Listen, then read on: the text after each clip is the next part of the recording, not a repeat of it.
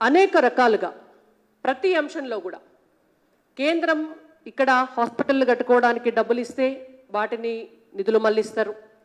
కేంద్రం పథకాల కోసం డబ్బులు ఇస్తే వాటిని నిధులు మళ్ళిస్తారు. కేంద్రం నిధులు మళ్లించలేని విధంగా ఇచ్చేటటువంటి డబ్బులను వేరే మార్గం లేక తీసుకోలేదంటారు. కానీ వీటన్నిటికీ కూడా చెంపదెబ్బ ఇప్పుడు వచ్చినటువంటి క్యాగ్ రిపోర్ట్.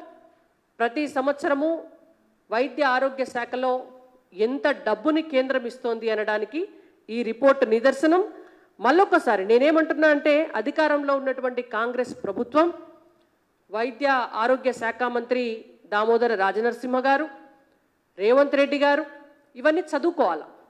చదువుకొని గాడిద గుడ్డు అల్లం లడ్డు అని మాట్లాడడానికంటే ముందు కేంద్రం అనేటువంటిది బంగారు బాతు, కేంద్రం తెలంగాణ రాష్ట్రానికి ఇచ్చేది బంగారు బాతు గుడ్లు అనేటువంటిది వాళ్ళు తెలుసుకోవాల్సినటువంటి అవసరం ఉన్నది. ఇంకా అనేక రకాలైనటువంటి ఇబ్బందులు తెలంగాణ రాష్ట్రంలో వైద్య శాఖలో ఉన్నాయి. మీరు వాటి నుంచి బయటపడడానికి ఏమన్నా ఆలోచన చేసినారా? ఎంతసేపు కేంద్రాన్ని నిందించడానికి బడ్జెట్ సమావేశాలను ఉపయోగించుకున్నారు.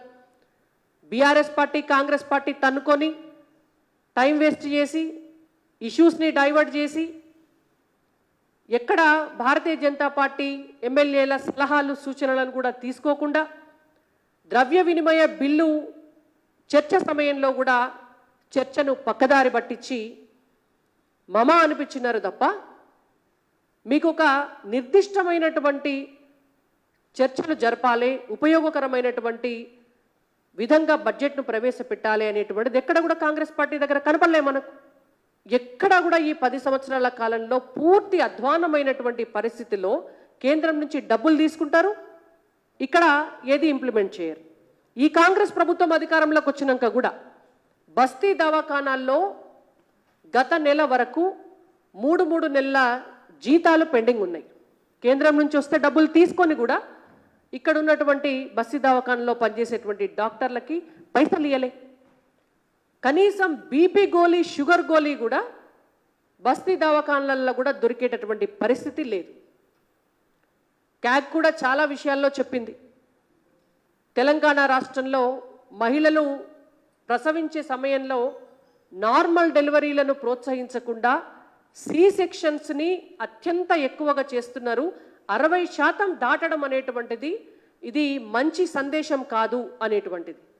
మరి మీరు సి సెక్షన్స్ని తగ్గించి నార్మల్ డెలివరీలు చేసేలాగా ప్రోత్సహించి మహిళల ఆరోగ్యాన్ని, తల్లుల ఆరోగ్యాన్ని కాపాడేటటువంటి ప్రయత్నం ఏదన్నా చేస్తున్నదా మీ ప్రభుత్వం? ఒక టాస్క్ ఫోర్స్ని ఏమన్నా వేస్తున్నారా? దానికి సంబంధించి కూడా తెలంగాణ రాష్ట్ర ప్రభుత్వం ఆలోచన చేయాలి, సమాధానం కూడా చెప్పాలి. మా వైపు నుంచి రేవంత్ రెడ్డి గారిని మేము ఒకటే అడుగుతున్నాం.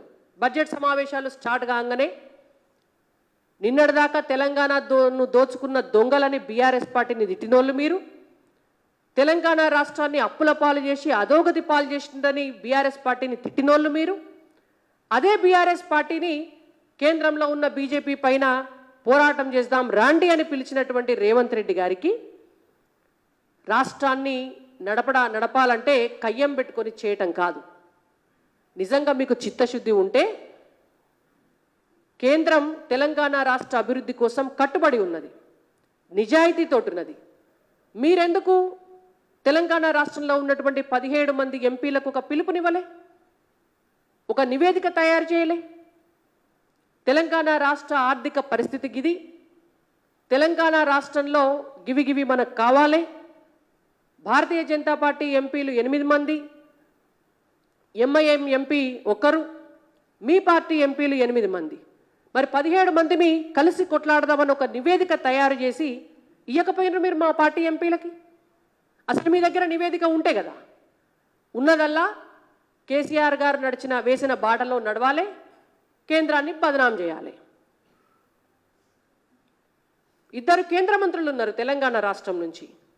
మీరు బీఆర్ఎస్ పార్టీకి పిలుపునిచ్చినారు, కలిసిపోయి కొట్లాడదాం, పోరాటం చేద్దాం, కత్తి దూద్దామని. మరి దానికి బదులు మీరు ఒక నివేదిక తయారు చేసి కేంద్ర మంత్రులకు పంపించకపోయినరు. ఒక రిక్వెస్ట్ పెట్టకపోయినరు? మనమందరం కలిసి కొట్లాడదాం తెలంగాణ రాష్ట్రానికి, ఇగో మాకు ఇవి కావాలి అని. మీకు అడిగే ఉద్దేశం లేదు, మీకు కలిసి పోరాటం చేసి తెలంగాణ ప్రజల సంక్షేమం కోసం కొట్లాడే ఉద్దేశం లేదు. మీకున్న ఉద్దేశం వల్ల కయ్యానికి కాలు దువ్వాలి, తెల్లారులేస్తే కేంద్రాన్ని బదనాం చేయాలి అనేది తప్ప వేరే లేదు. మీకు నిజంగా చిత్తశుద్ధి ఉంటే ఒక వైట్ పేపర్ రిలీజ్ చేయండి. కేంద్రం తెలంగాణ రాష్ట్రానికి ఇచ్చినటువంటి వాటి అన్నిటిపైన ఒక వైట్ పేపర్ రిలీజ్ చేయండి. మీకేం కావాలో కూడా దానికి కన్స్ట్రక్టివ్గా ఒక వైట్ పేపర్ రిలీజ్ చేస్తే తెలంగాణ రాష్ట్రాన్ని అందరం కలిసి భవిష్యత్తులో ముందుకు తీసుకుపోవడానికి ఆస్కారం ఉంటుంది తప్ప గిల్లి కజ్జాలు పెట్టుకుంటాం, గిట్లనే కయ్యాలు పెట్టుకుంటాం, పైసలు వస్తుంటే కూడా రాలేవని చెప్తాం, వచ్చే వాటిని కూడా రాకుండా అడ్డం పడతాం అని అంటే ఇవాళ తెలంగాణ ప్రజలు ఎక్కడ కూడా అమాయకులు కాదు. ప్రతి గ్రామంలో ప్రతి వాడలో ఎక్కడికి పోయినా నరేంద్ర మోడీ గారి పథకాలకు సంబంధించినటువంటి అన్ని వివరాలు ఇవాళ సోషల్ మీడియా పుణ్యమా అని ప్రజలందరికీ కూడా చేరువవుతున్నాయి.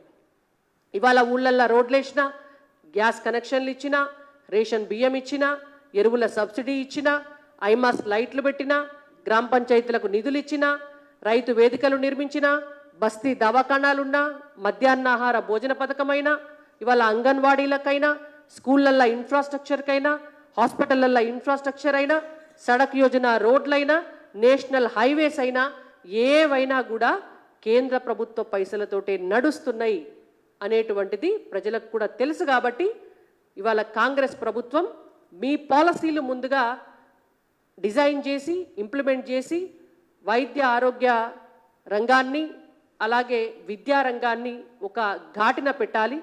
లేకుంటే కేంద్ర ప్రభుత్వం తెచ్చేటటువంటి స్కీమ్లనన్నా మీరు 100% ఇంప్లిమెంట్ చేస్తే తెలంగాణ ప్రజలకు అది శ్రేయస్కరం అని చెప్పి ఇవాళ భారతీయ జనతా పార్టీగా మేము తెలియజేస్తున్నాం.